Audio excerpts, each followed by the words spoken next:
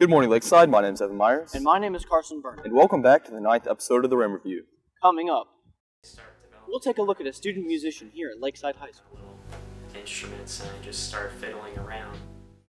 We'll also see how sleep is affecting us here at Lakeside. We don't get in bed as early as you should.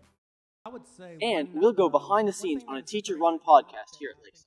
Going to be in the long run bad for us is we are scared to death of nuclear energy. Wrestling season is right around the corner. They will be holding a mandatory parent meeting on Monday the 21st at 6 p.m. in the Ram Fieldhouse. Contact Coach Burchard if you intend on joining the team. Congratulations to the 2019-2020 Young Democrat officers. They meet every other Tuesday of the month in room 101 during first lunch. For more information, visit Ms. Shamel. And now for a special listen to some student music here at Lakeside High School. I've been making music for about 2 years, but I've been doing more serious stuff since about last year in March. Everyone has that part of their life where they kind of stem off from the radio music and they start developing their own tastes. I've got little instruments and I just start fiddling around. But then I spent a lot of money on some computer software and I started making it. I consider it like bedroom rock, lo-fi music. But I record it all into my computer, and I don't have a band obviously, so I just re-record multiple tracks on top of each other.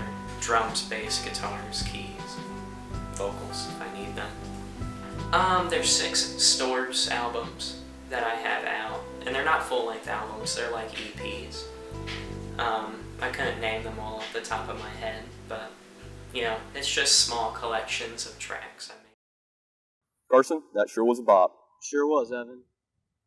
If you didn't take advantage of the special back-to-school yearbook offer, there's still time to purchase yours for the discounted price of $45. But hurry, this deal ends soon. The Young Republicans are having their first meeting on the 16th during first lunch. If this is something you might be interested in, then make sure to contact Coach Burchard in room 117. Evan, did you get enough sleep last night? I'm not quite sure. Well, let's take a look at what the daily recommended amount of sleep is with this segment on students' lack of sleep. The new report by the American Academy of Pediatrics points out that middle and high school students who don't get enough sleep can suffer physical and mental health problems. California is moving to give teens more time to sleep before school. Some legislators say studies show teens are healthier and perform better when they have enough sleep. And on Tuesday, the state Senate passed a bill requiring high school not to start classes before 8:30 a.m. How many hours of sleep do you usually get on average being a counselor? I probably get about 6 or 7 hours of sleep. Why do you think students aren't getting enough sleep? I think for the same reasons. I know I get lost on my phone. If I turn that on and I'm trying to lay there and go to sleep, I'll look at that for a minute and I just don't realize how much time goes by. So I think between jobs and studying and being on your phone, you probably don't get in bed as early as you should. What's your opinion on teachers giving homework to students every day knowing that they have a job after school? Again, I think the big thing for high school kids to learn is time management, just so that you can manage homework and jobs and everything that comes after school. We have so much time with ILT and RAM and all that built into the school day. My hope is that you get a lot of that homework done during school hours. So just using your time wisely. Hi, my name is Blaize Ficut. I'm 16 and I'm a junior in high school. I usually work anywhere from 18 to 22 hours a week, and then on top of that I have a lot of schoolwork from class. And so usually right after school I go straight to work and then I have to do homework afterwards. So I usually don't go to sleep until about 1 to 2 in the morning. I get about 6 hours of sleep on average every night because I have to get up at 6 a.m. And so it's just really stressful. Hi, my name is Tiffany Bryant. I'm in 12th grade and I work at Sonic. I typically work around 15 to 32 hours a week. It's stressful on my part because I usually have to have homework after school. And so going to work after school and then doing my homework on top of that typically makes it to where I can't go to bed until like 1 a.m. and then I have to wake up at 6 a.m. the next day and do it all over again. When I get a day off, it's honestly the best thing in the world.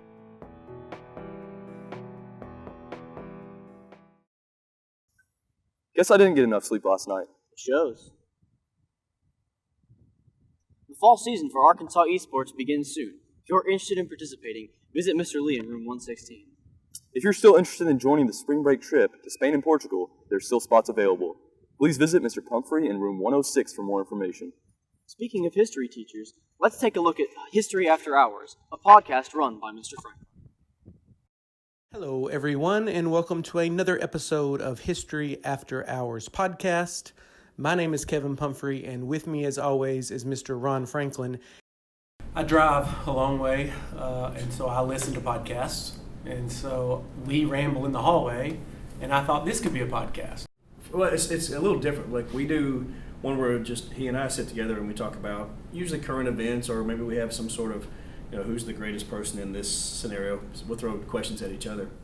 But when we do the live podcast with students down at Collective Coffee, then you never know what they're going to ask. I would say one thing that is occurring right now that I think is going to be in the long run bad for us is we are scared to death of nuclear energy, and that Chernobyl series probably didn't help anything, but we're running away from this energy, which is clean, no emissions, pretty cost.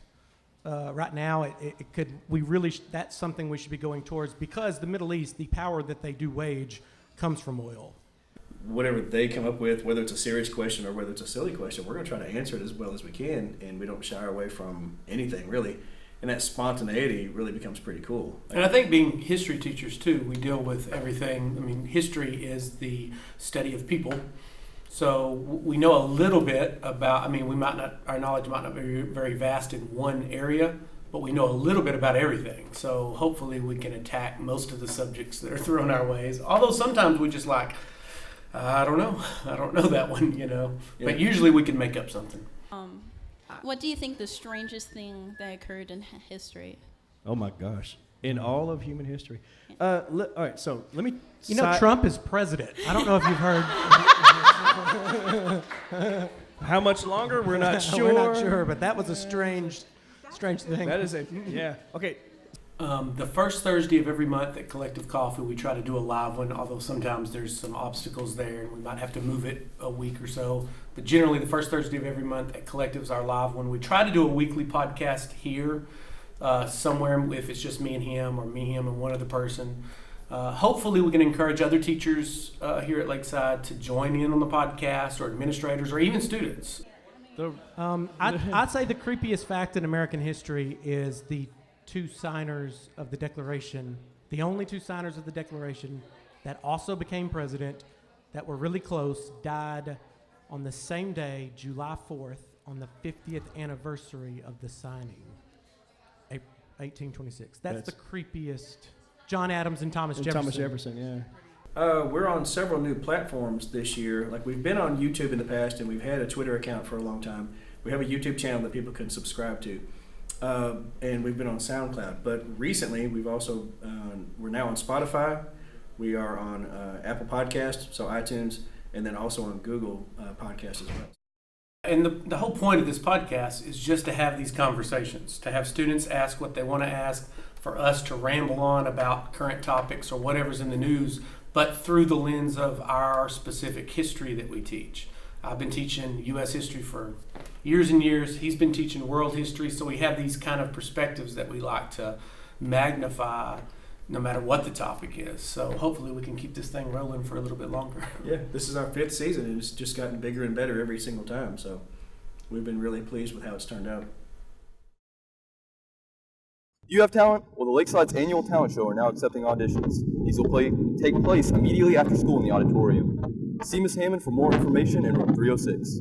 Are you interested in pursuing a career in education or a related field? Then the Educators of Tomorrow is the club for you. Swing by Miss Kennedy's room for more details. Remember, homecoming is this Friday. Theme for tomorrow is Career Day, so dress for success. This broadcast was sponsored by Relyance Bank. Thank you all for watching. My name is Evan Meyers. And my name is Carson Burnham. And we'll see you next time on the Ram Review.